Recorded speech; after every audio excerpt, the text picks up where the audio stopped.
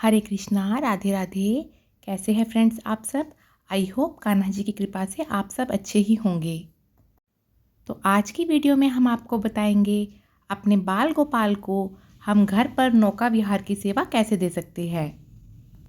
हमारे लड्डू गोपाल जी तो तैयार है नौका विहार के लिए। आइए आपको बताते हैं अब नौका विहार हम घर पर किस प्रकार कराएं।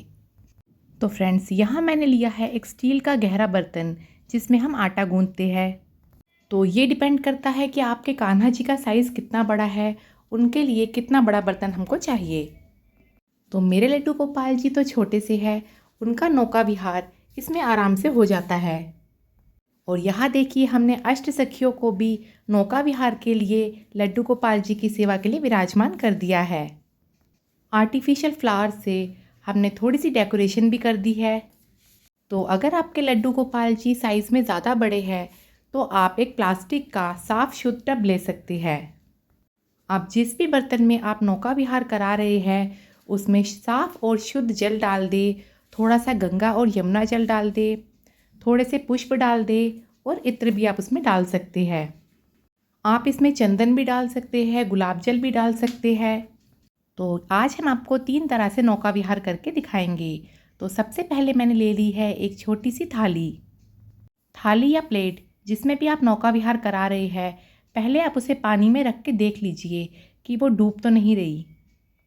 अब इस थाली में हमने बिछा दिया है अपने लड्डू गोपाल जी के लिए आसन। लड्डू गोपाल जी को बैठाने से पहले हम इसमें थोड़े से फूल डाल देंगे और अपने लड्डू गोपाल जी को लेकर चलते हैं अब नौका विहार कराने। तो ये देखिए जी, हमारे लड्डू गोपाल जी आराम से विराजमान हो गए हैं। इनके ऊपर फूलों की वर्षा हमने कर दी है, इनकी बंसी भी इनको दे दी है। और ये देखिए, आराम से इस थाली में लड्डू गोपाल जी की नौका विहार हो रही है। नौका विहार लड्डू गोपाल जी को ठंडक का अनुभव कराने के लिए की जाती है और अक्षय तृतीया से शुरू होकर ज्येष्ठ के महीने तक आप कभी भी अपने लड्डू गोपाल जी को नौका विहार की सेवा दे सकते हैं। तो नौका विहार कराते हुए लड्डू गोपाल जी को या तो आप हल्के सूती वस्त्र पहनाएं या फिर एक नैपी ही पहनाएं।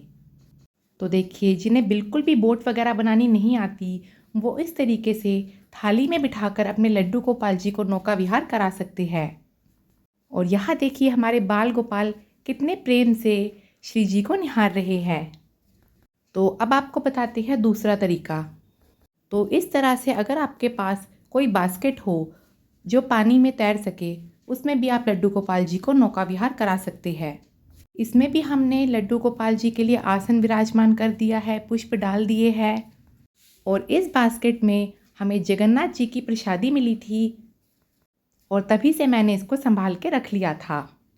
तो ये देखिए, हमारे लड्डू गोपाल जी एक छोटी सी टोकरी में नौका विहार कर रहे हैं, पर इसके नीचे मैंने थर्माकोल का सपोर्ट नहीं लगाया, जिसकी वजह से थोड़ा थोड़ा पानी इसके अंदर आ रहा था।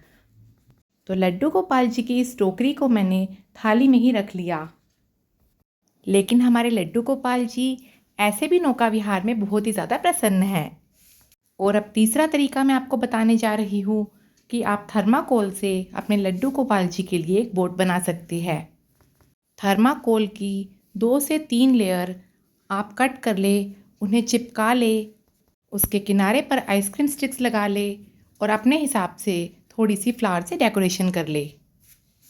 तो ये डिपेंड करता है कि आपके लड्डू गोपाल जी का वेट कितना है, वो कितने बड़े हैं साइज़ में।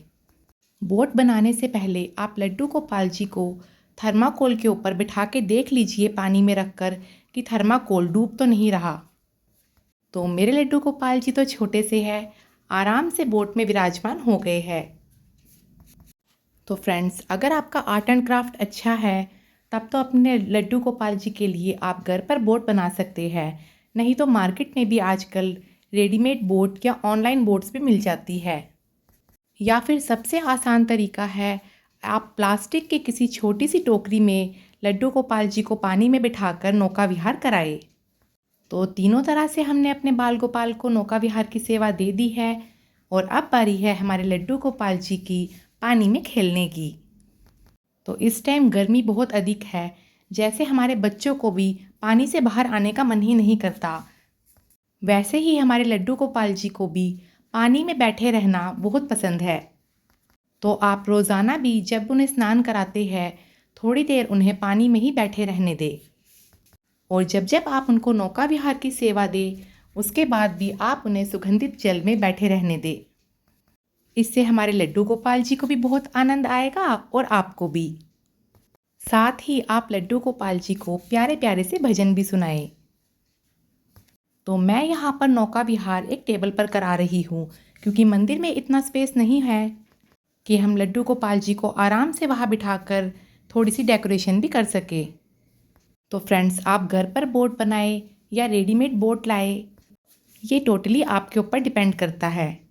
और ज्येष्ठ के महीने में अपने लड्डू गोपाल जी को बीच बीच में हमें ये नौका विहार की सेवा ज़रूर देनी चाहिए।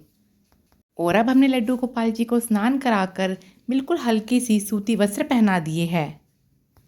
तो इतनी गर्मी में आप लड्डू गोपाल जी को बहुत ही हल्के कपड़े पहनाएं। जितना अधिक हो सके उनके आसपास फूलों से सजावट करें। तो अब हम अपने लड्डू गोपाल जी को दे रहे हैं उनका मनपसंद भोग कढ़ी चावल। तो फ्रेंड्स, इस तरह से छोटी छोटी सेवाएं देकर आप अपने बाल गोपाल को प्रसन्न कर सकते हैं।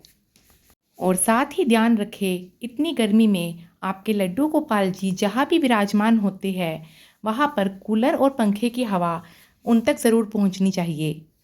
वीडियो पसंद आया हो तो इसे लाइक और शेयर ज़रूर करें। राधे राधे, जय श्री कृष्णा।